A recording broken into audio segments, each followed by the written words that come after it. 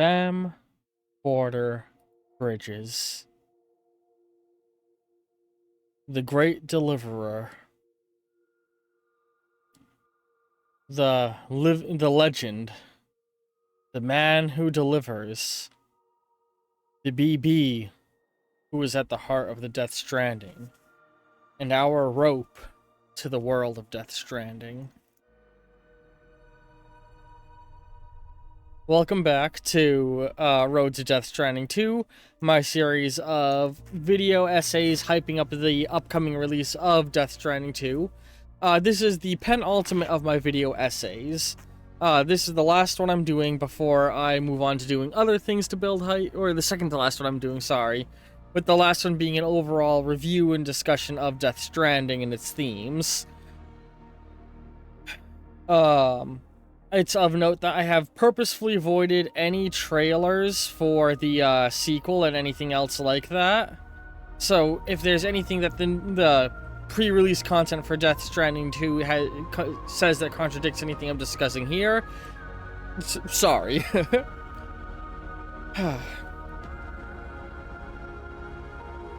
In the world of Death Stranding, Sam is the first character we see. And he's the last we see in the story as well. He's our introduction to and our connection to this world that Hideo Kojima has created. And in a lot of ways is meant to be, like many game protagonists, a stand-in for the player. Very often not voicing too much of his own feelings or... Oh yeah, you might see chat messages for footage I'm using my original recording. I'm using my own playthrough, and yeah, so you'll see the old chat messages from that if you're watching the visuals. But as I was saying, is yeah, he's our connection to the world, and like many game protagonists, is left a little bit vague, but Sam does have a history and a personality that we can gather as we play the game and look at his reactions to things. And at the same time as we talk about Sam, I'd be amiss to not talk about Lou, who is there with us for almost the entire journey.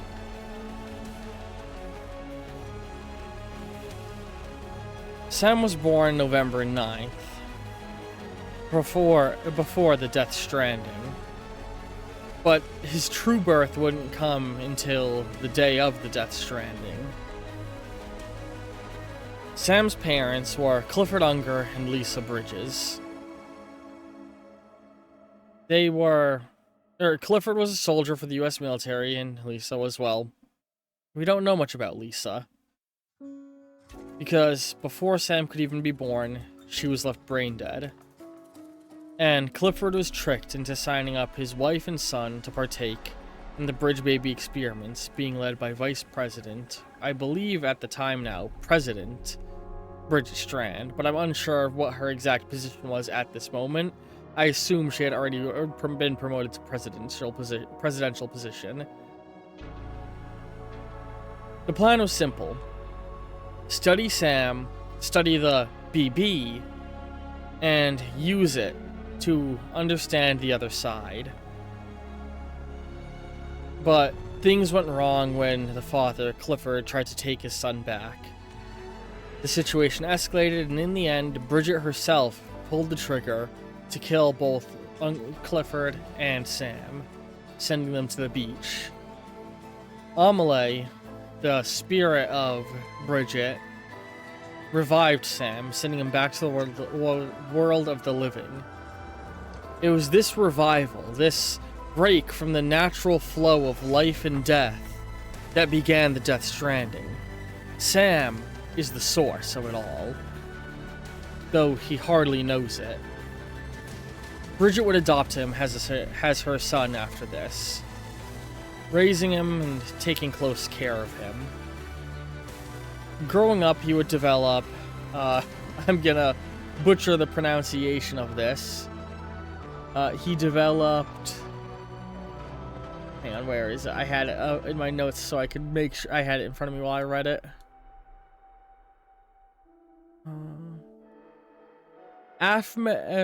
Aphantasmophobia, the fear of human touch. The exact events that led to the development of this are never made entirely clear, but there's enough we know of his life to make some assumptions. He was likely raised in isolation. His mother, being an extinction entity, was probably very cold to him. Just living in the world of Death Stranding must have a mental toll on people. And lastly, he was a repatriate and a doom sufferer, meaning he would regularly have horrific nightmares of how the world would end. So, those things combined surely had a negative toll on the young man. As he grew older, because he was a doom sufferer, he was chosen to become a delivery man. His ability to sense BTs made him proficient at the job, and America needed all the help it could get. During his time working with Bridges as with the Bridges organization as a delivery man, he would start receiving therapy from a woman named Lucy. They would slowly grow closer, and she would deny his ability to repatriate. At this time, Dooms was still not well understood. It had only been about 20 years since the Death Stranding had begun, and research was scarce in scattered America. She didn't believe that he could die and come back, that he could see the beach. She didn't even believe the beach was real, because people were still only just starting to understand it. But then, Sam chose to prove it to her. He killed himself right there in front of her in her office, and then came back. She couldn't deny it anymore. He had remarkable abilities, and the two of them grew closer, and eventually, she became less than professional. The two of them slept with each other, and she was impregnated. Bridget, Sam's adoptive mother and President of the United States, was surprisingly thrilled at this rather than outraged. Lucy, understanding the grievous misstep she made, stepped down from her position as his therapist and resigned as one entirely because she had, in many ways, broken standard code of what a therapist should be doing by sleeping with her patient. But it didn't matter. Her and Sam loved each other, and they were going to have a wonderful child, Louise. But things weren't all right. Sam had Dooms, and so did Louise. And while in their mother's womb, Lucy developed Dooms. She began to have those nightmares, and while Sam had had his whole life to grow used to it, this was new to her, sudden. And mix that with the fact that Sam would spend days, months away on deliveries, she was alone with these horrific nightmares. It took its mental toll. Eventually, she would speak to Bridget about it, confide in her about her struggles, and Bridget would not hold anything back. She would tell her what Sam was, how she had done it to him, what she was, what the visions meant. She would tell her the truth of the end of the world, of the extinction entity, of the Death Stranding, and how she was trying her best to prevent this event. It was all too much for Lucy, and she would ultimately just take her own life. She would be in her home when she did it. No one would find her until Sam got home, just long after she had necrotized. He was the first to meet her BT, and him seeing it and coming into contact with it caused a void out that destroyed their entire town. Sam lost his wife, his baby, his home, everything. And the people of America were furious. They assumed it must have been a terrorist attack, that nobody would willingly just kill themselves and hide away, knowing the danger that it posed in this world. This had to be intentional. It had to be someone's fault. It had to be Sam's fault. Sam, not wanting his mother to have her career ruined by this, chose to leave. To separate himself and cut all ties so that he wouldn't bring them down with his reputation. Sam spent 10 years alone as a delivery man, separated from everybody, his mental situation regressing back to where it was, hating others, feeling isolated, fearful of those around him. Being a delivery man suited him, because it meant he didn't need to speak to people. That's the state we find him in at the start of the game. Of course, we see his journey. We see that he'll grow to change, that he'll meet people who he cares for, and they will give him back his ability to care and feel connection. But that's only one half of this discussion. The other half is BB-28, Lou. We don't know a lot about BB-28 prior to the events of Death Stranding. They were a BB, and one of many, created to be a sensor for detecting the BTs for delivery men, and 28 was specifically assigned to Igor, a man on the corpse disposal crew. A dangerous job because it often involved you having to go into BT-dense environments. Ultimately, Igor would die when Higgs attacked, and Sam would take BB. And this leads to an interesting question. How did BB survive? See, the commonly put forth explanation by those around is that BBs aren't people. They're objects, and a repatriate, when they die while carrying objects, some of their objects get protected by their undeath ability. But that doesn't make sense, because when Sam does get voided out, he loses everything he's carrying. He keeps BB. He'll keep pieces of clothing and the like, and part of me wonders how much of that comes down to gameplay mechanics, but I suppose we can argue, since Fragile can teleport with their clothes, that a repatriate can in fact keep certain pieces of equipment that they wear intact when they die. So is that what it is? BBs are objects, therefore they come back? I don't know. I think it's also possible that BB themselves was a repatriate. We need to remember that Sam is only a repatriate because he was revived by the Extinction Entity, because the Extinction Entity made him one. And Amelie exists outside of time being on the beach. She sees everything that can and will happen in an out-of-order form. She experienced things in a weird way.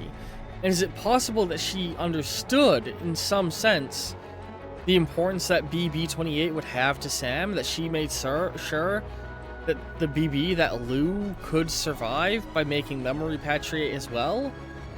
That's just a theory. It could very well be the explanation that characters in universe give us.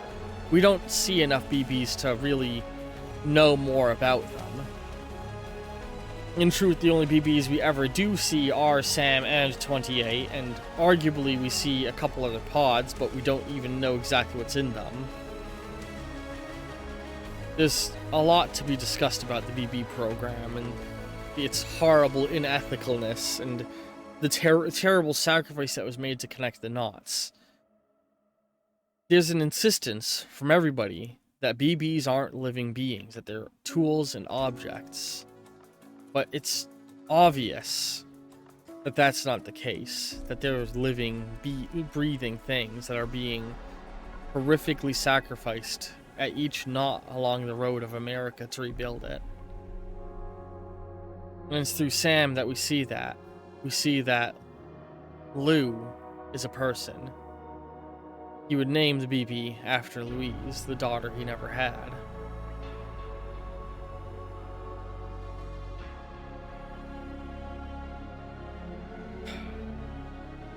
So, I've avoided post-release or pre-release content for Death Stranding 2, but I've of course seen the poster that's everywhere, the poster that I'm using on my channel's calendars to denote these videos being made, of Sam holding a toddler-aged Lou. So we know Lou is older, we know some time is going to pass going into the sequel. And I can't help but wonder, will Lou develop unusual powers the same as Sam? Will Lou be a doom sufferer? And what exactly is going to be happening in this new world, in the post-Stranding world that Death Stranding 2 takes place on? can only hazard a guess. I'm ecstatic to see an older Lou and see what they're like.